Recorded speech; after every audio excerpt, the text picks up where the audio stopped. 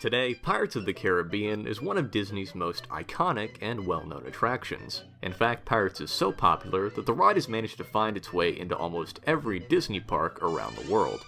However, there are still quite a few variations between all of them, most of which brought on by things like the differences in what countries they're in, as well as what time they were made, with the original first debuting in the late 1960s, and the newest one only opening a few years back in 2016.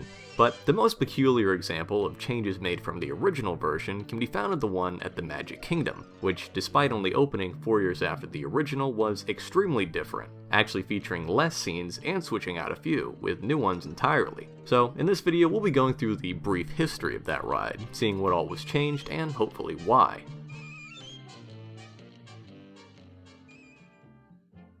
When the first Pirates of the Caribbean was opened at Disneyland in 1968, the ride was almost instantly a classic. Its use of innovative technology when it came to the animatronics really managed to captivate its riders in a way that hadn't been done before, and also proved to be an extremely effective storytelling device that would later be used in many of their future attractions. So, when plans were finally announced not long after that for the all-new Disney World down in Florida, many assumed that, like Disneyland's other popular attractions, Pirates would make its way there as well. But when the Magic Kingdom officially opened in 1971, the ride was nowhere to be found. Unbeknownst to parkgoers back then, Disney was actually in the process of creating another new attraction to take its place, a ride by the name of the Western River Expedition, which would have been a boat and dark ride hybrid, much like the original Pirates of the Caribbean.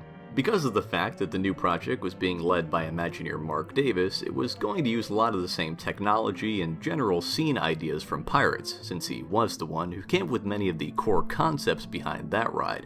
While there were still many large-scale changes between the two, especially when it came to theming, the Western River Expedition and Pirates were decidedly too similar, and the latter was cut during the planning stage for Magic Kingdom. However, when visitors began complaining that the much-anticipated Pirates of the Caribbean wasn't present at Disney World, Imagineers began to quickly develop one in order to placate those same guests. Despite that, the Western River Expedition was still the main attraction Davis's team was working on, and because of that, the new version of Pirates was created extremely quickly, with Imagineers spending less than a year on planning and actually beginning construction on the attraction just a few months after they started developing it. Because of this, Florida's version of Pirates was ready to go by 1973, only 2 years after the park itself was opened. When the new ride was officially unveiled on December 15th of that year, it saw a somewhat similar reaction to its Disneyland counterpart, with many of its riders impressed by the utilization of new animatronic technology. But when it came to people who had also been on the original, the new version didn't receive anywhere near as much praise, and was thought by many of them to actually be inferior to the older version. So, to really get an idea of why that sentiment was so commonplace, we're going to go through the new ride itself and see how it compares to the original. One of the first changes the attraction saw was its relocation within the park. While the original Pirates could be found within the New Orleans Square section of Disneyland, the Magic Kingdom's version was now in Adventureland. This change, mostly brought on by the lack of available space in the park's Liberty Square, meant that Pirates had to be moved to a different area. And because of the large vacant plot already set aside for the Western River Expedition, Imagineers were able to dip into that space somewhat and devote a piece of it to Pirates. Because of the fact that the attraction was now in a completely new land, they also had the freedom of giving it an entirely new facade and queue. Now, instead of the attraction being housed inside one of the buildings of the New Orleans Square, it was instead inside the Castillo del Moro, a winding Spanish fort that eventually takes you up to the loading area, passing by cannons, guns, dungeons, and just about everything else you'd expect to find in a 17th century Spanish fort. Another interesting thing you'll find in the queue, and one of my favorite new elements, are the two skeleton prisoners playing chess. This is actually one of Mark Davis's new concepts made specifically for this ride. Originally, it was intended that the game was at a stalemate, where neither player could possibly win, adding to the humor that they both died waiting for the other to give up. However, since the pieces were never secured to the board itself, they have been moved around quite a lot over the years, and even today it's unlikely you'll ever see them in the correct spot. After going through the queue and reaching the load area, you'll notice a few more differences, the first of which being that the Magic Kingdom's loading area is unnamed, unlike the infamous Lafitte's Landing over at Disneyland. In addition, riders now enter the boats on both sides of the load area, as opposed to Disneyland where you enter and exit in the same spot, meaning that you can only get in through one side.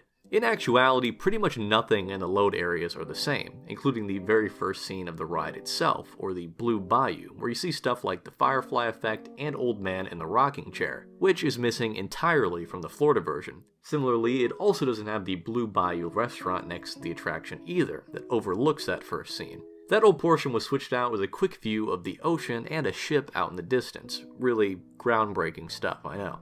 Alright, now that we got the ride going, we'll tackle some of the bigger changes, and starting us off is the biggest one of all, that being the fact that the Magic Kingdom's version is missing almost the entirety of the grotto or cave scene from Disneyland, which means stuff like the drinking skeletons, the captain's quarters, and the skeleton sitting on a pile of treasure aren't in it at all. Keep in mind there is a much smaller version of the grotto in Florida, but the only similarities it has with California is stuff like the dead pirates on the beach and the skeleton on a crashed ship. Everything else is missing. One of the reasons Florida got such a condensed version of this first part of the ride was because of the differences in how they were constructed.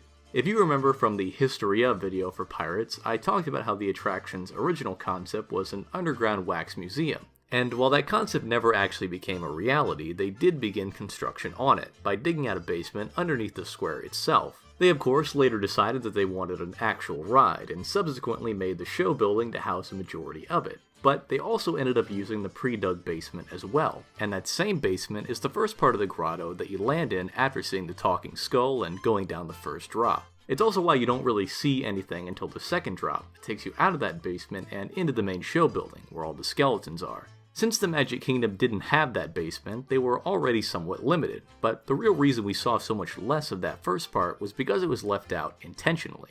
You see, since the upcoming Western River Expedition was also being designed by Mark Davis, there was a lot of interest in moving some of the original scene ideas and gags from Disneyland's Pirates into that ride, just with some new Western theming.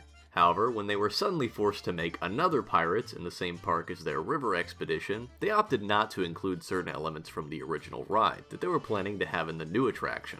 Of course, this whole plan went belly up as soon as the Western River Expedition concept was abandoned a few years later, meaning that the new Pirates was now essentially half the duration of the original for no reason at all. If you'd like a bit more info on that attraction and what exactly happened to it, I'd recommend checking out the Yestworld video on it, because there really isn't anything else to say about it for this video. After navigating the grotto, you go down the first and only drop in this version, and find yourself in the middle of a battle between a pirate ship and the fort that you just came out of. And while the same scene can be found at Disneyland, this version is missing a couple of animatronics, those being the Spanish soldiers on top of the fort that'll pop out and exchange some dialogue with the pirates. One of the main reasons it's speculated that Florida doesn't have the soldiers was because they weren't originally intended to be in either of the rides, and only ended up at the Disneyland version after those same animatronics were removed from Epcot's World of Motion, which closed down in 1996. And even though it's never actually been confirmed, to my knowledge at least, it does seem very likely. It would explain why they can be seen in that version and can only be heard at Disney World. For the most part, the rest of the ride is exactly the same as the Disneyland version. Pretty much all of the individual scenes were left untouched. The track layout, animatronic placement, and set design were essentially copied and pasted from the original. The only big deviation that part of the ride saw was a completely new final scene, where you would originally see a group of drunk pirates all firing off their guns at a few crates of explosives.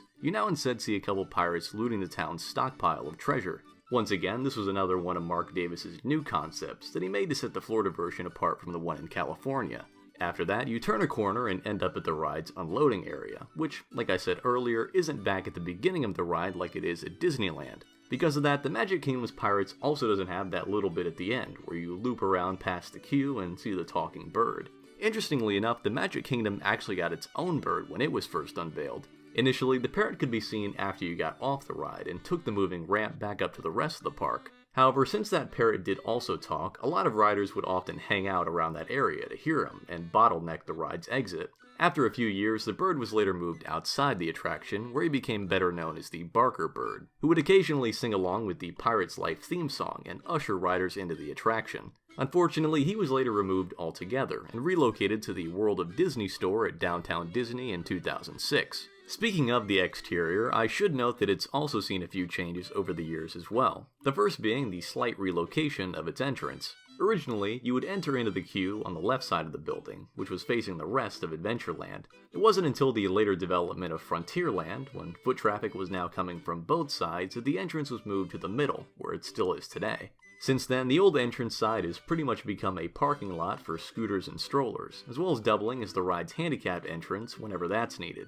On top of that, the original Pirates of the Caribbean logo that used to greet you at the entrance was also removed and replaced by the big sail that now displays the logo from the movie series. And this, of course, brings us to the 2006 refurb, which added a few characters from the films. Much like Disneyland, it put all the same characters in all the same places. Really, the only difference there was when it came to the new treasure room. Since the Magic Kingdom attraction already had it, they didn't need to add a new one like they did in California. They just needed to add the Jack animatronic to it.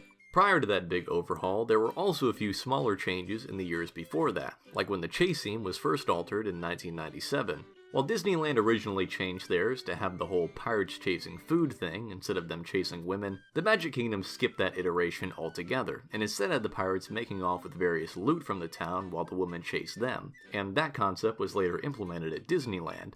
As for the pooped pirate, who also appears in that scene, he was changed as well, but instead of becoming the gluttonous pirate like he did at Disneyland, he was now just looking at a map for some treasure. However, both scenes in both rides were eventually changed to be exactly the same in 2006. Now the pooped pirate is busy talking about his map to the town's treasure, while Jack, who's hiding in a barrel behind him, looks over his shoulder at it. The 2006 refurb also brought one of the more infamous changes to the Magic Kingdom's version, that being the removal of the talking skull you would see before going down the drop, one of the few original grotto elements that managed to make its way over from Disneyland. It's still not entirely known why exactly the skull was removed. For a while, people thought it had something to do with them needing some space for the Davy Jones fog projection, but I'm not sure I buy that, since those two effects take place at opposite ends of the cave. Either way, the skull was actually brought back in 2017, and now on top of saying some lines of dialogue, it also takes the on-ride photo, which I guess would be kind of cool if everyone knew that was the direction they were supposed to be looking in. While we're talking about the grotto, I also want to mention a minor update that part of the ride saw in 2012, when they added mermaids to it. Now, mermaids is in quotation marks there because what they actually ended up adding were a few projections in the water, which often happen so quickly they'd usually go unnoticed. But alongside that, they also added a new mermaid skeleton on the beach, which actually did look pretty cool and fit well with the rest of the scene. However, all those elements were removed a few years later for some reason. Finally, the Magic Kingdom also changed up their auction scene in 2018 as well, switching out the original redhead animatronic with the new red character, who's now auctioning off some of the town's pillaged goods alongside the pirates.